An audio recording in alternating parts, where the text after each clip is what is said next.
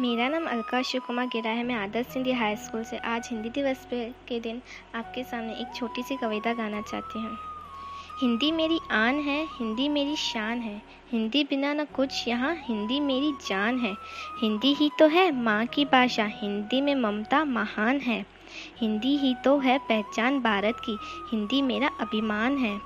हिंदी से ही सुबह मेरी, हिंदी से ही तो शाम है। न कभी हिंदी सुनूं तो लगता है सब सुनसान है। हिंदी देती सब कुछ, हिंदी से ही ज्ञान है। तू भी हिंदी बोल, मैं भी हिंदी बोलूं तो लगता है भारत महान है। हिंदी अनपढ़ से शुरू होती और आखिर देती ज्ञान है। अंग्रेजी के चक्कर में बढ़ रहा अज्ञान है।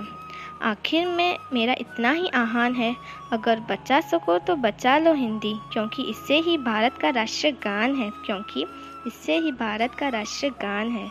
आप सभी को हिंदी दिवस की हार्दिक शुभकामनाएं।